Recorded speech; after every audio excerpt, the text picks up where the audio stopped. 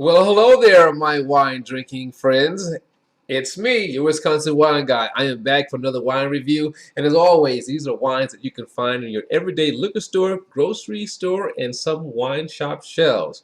Now, I go through and pick out a few wines. I give them a taste and give you my personal opinion of what I think of the wines. Very, very simple system.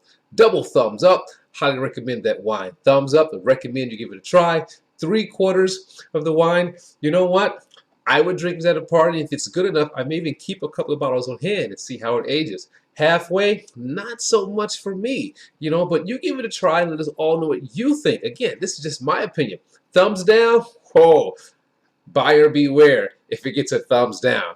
Now, for that double thumbs up I did earlier, a wine has to hit me in an exceptional kind of way to get that thumbs up. So the double thumbs up was something that I recently added, earlier this year. And there's been not a lot, but some wines have actually received a double thumbs up. So I thought I'd throw that in, all right? So now, let's get down to today's show. Now, in the previous review, probably was 2019 to 18, I can't remember, but I reviewed wine Oliver Winery out of Bloomington, Indiana.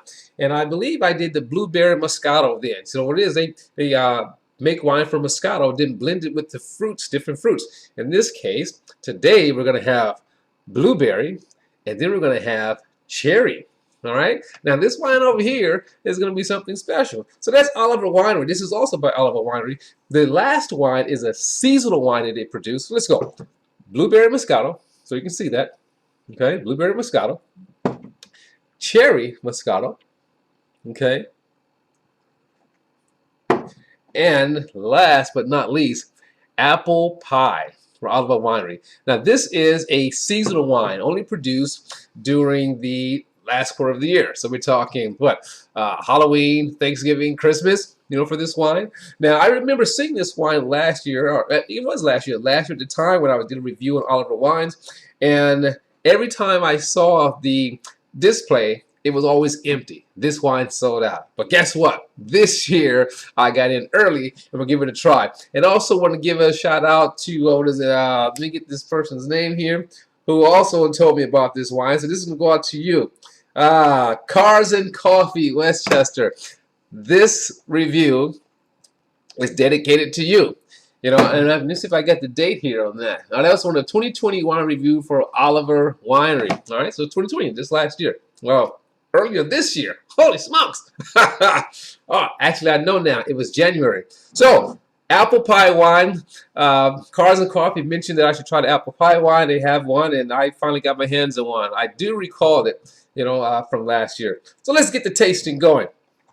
3 wines, as always. I'm going to pour the wines first, and then I'm going to go through and taste them individually, give you my opinion review at the end. Haley's Corker. If you haven't got one of these, get yourself one of these. Keeps the wine fresh for you. So again, as I said, this is a blend of Moscato and fruit. First one is going to be a blend of Moscato with blueberry. Then the next one is going to be a blend of Moscato with cherry. And then the last but not least, again, the apple spice. So we start 100% apple infused or blended with spices. So nutmeg, cinnamon, vanilla. Almost giving it, call it apple pie. Almost tastes like an apple pie. So this is going to be very interesting. Now, all of these wines will be sweet. When it comes to sweet wine, I'm not prejudiced on wines, whether sweet or dry. I'm looking for is balance. I don't want a wine just to be sweet for the sake of being sweet. I got to have some style. I got to have some finesse to it, right? I mean, you can all agree with me on that one. Now, here we go. Because they're all sweet, I try to put it in the order of what I can recall of what wines would be sweeter than the other. So I know most blueberry wines I've had wouldn't be that sweet. Some are, but some aren't that sweet compared to what a cherry wine would be. So that's why I put the blueberry first. Even though cherry can be tart cherry, because it's tart, they'll make it much sweeter, in my opinion. So I haven't tasted them yet. We're going to find out. Of course, the apple pie wine, I know that's going to be probably so powerful, with flavor that I think is going to dominate all the rest of these. So here we go. The blueberry Mascot, a nice little touch of blueberry. You can see the little fizz bubbles in there, okay? Makes it kind of like a rosé colored wine. You can see it here in the bottle. So a beautiful, pinkish color on this wine here coming from the blueberry. And you can see the difference between the blueberry and the blueberry is here, right? And the cherry is here. It's a lot lighter, almost like a light pink, or they call it, like a pinkish salmon color, right? All right, so that's with the cherry. Now for the apple. Nice little golden, slight golden color in the apple here, like golden delicious apples. You know what? I should have tried to find out what kind of apples they use in this one. It just says tart apple. It says tart apple. It could be one of anything from a Granny Smith to, I don't know. But I should have found out what kind of apples they actually use. So let's give it a taste. Again, going down the line, tasting for acidity, tasting for balance, tasting for structure. But first, the rinse.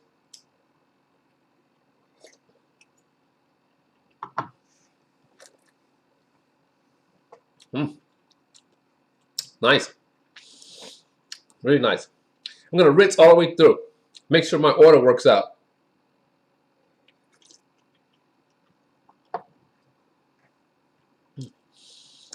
So far, so good on the order. Now I just did a little sip of this one, just in case it's going to kill those when I go back through.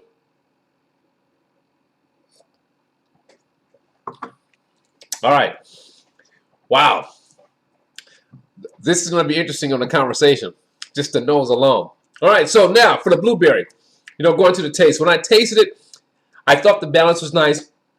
Even though it's blueberry, it doesn't take away from the Moscato.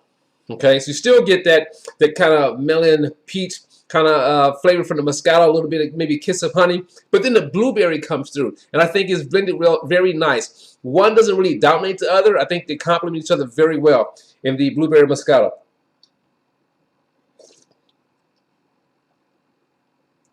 Not as sweet as I thought it was going to be, and not as tart as I thought it would be if they wanted to cut back on some of the sweetness. So I thought they did a good job about this. It has that nice tart sweet or sweet tart kind of flavor to it, but the flavors of it is really, really nice. Now for the cherry. I can still taste that apple, by the way. Now, and it only took a little bit. Now for the cherry.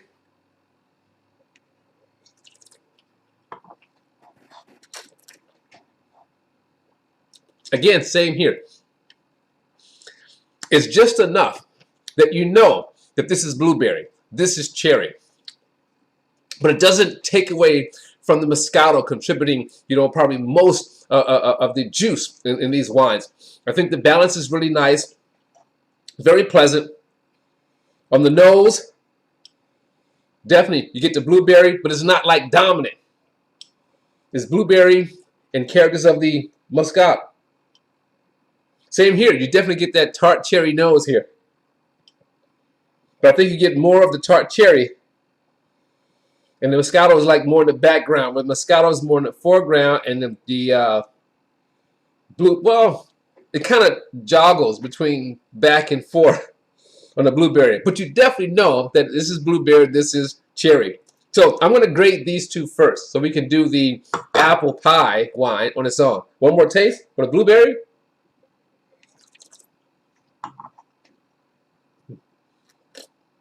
And one more taste for the cherry Moscato.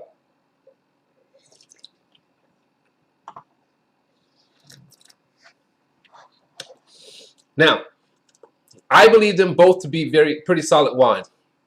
Again, not as sweet as I thought it was going to be, but definitely has a level of sweetness to it. But one that I can tolerate, one that I can enjoy. So Wisconsin Wine Guy is going to give the blueberry Moscato a thumbs up. Again, I think it's pretty solid. It's not heavy on the blueberry. I thought it plays very well with the Moscato. Did a very nice job in balancing out the flavors. Cherry Moscato, thumbs up. Again, did a great job in balancing out the flavors. Even though coming with the cherry, I mean, if you like tart cherry, that tart cherry actually comes through on this wine. The blueberry does too, but you definitely can notice that the tart cherry is there. But again, I thought you did a good job at having a delicate hand in balancing the Moscato wine and the cherry and blueberry. So thumbs up on the cherry, thumbs up on the blueberry. Set those to the side. And now for the apple pie. Okay, now this is interesting. I mean, the perfect name apple pie, because that's exactly what I smell. A freshly baked apple pie, straight out the oven. You cut into the crust, and you can just smell the fruit and the juices and the spices. Totally this wine.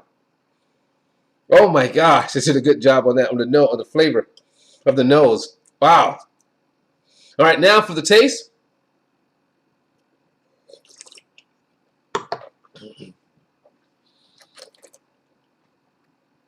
Now, when I'm tasting this wine, a couple of things. I want to taste apple. It's an apple wine. I want to taste apple. I appreciate the fact that it's an apple pie type wine, but I want to taste the apple. Second thing, I don't want the spices to be so dominating that that's all you taste.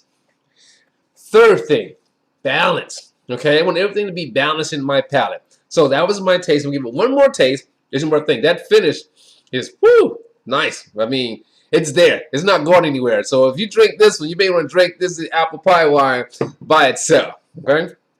Here we go.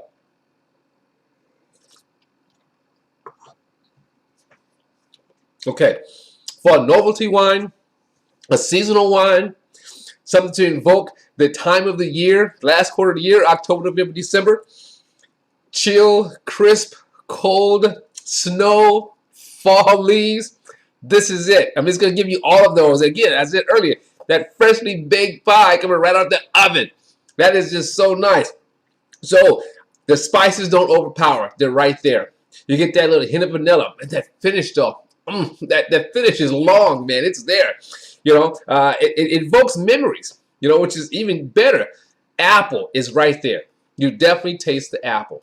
Apple going in, apple in the mid palate, and the spices blend in there. You know, it's almost like you're just biting into the apple, you know, with the spices. You took a scoop of the pie, you bit into it, and there you go. All right? So I think they did a very good job on this wine. Wisconsin Wine Guy, if you want to have fun with an apple pie wine, a seasonal wine, Oliver Vineyards apple pie, Wisconsin Wine Guy, I'm going to give this a double thumbs up. I thought they did a very good job. I taste a lot of, you know, novelty wines, you know, for seasonal wines, and some of them are just sweet for the sake of being sweet, or they have too many, the spices overtake everything else. I think this wine is very solid for what it is. Apple pie wine, double thumbs up from Oliver Vineyards. Give it a try. And you know what else? You can even warm this up and have it as a mulled wine. Two things all in one. Or better yet, here's number 3.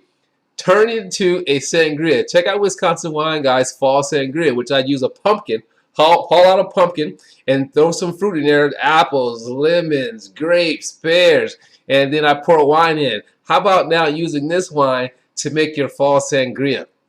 It's your Wisconsin Wine Guy, and giving you a recap. Thumbs up on the blueberry. Thumbs up on the cherry from Oliver Vineyards. Double thumbs up on the apple pie wine from Oliver Vineyards. It's your Wisconsin Wine Guy saying, as always, let your palate be the guide. And I'll see you next time. I'm going to finish drinking my apple pie. Bye!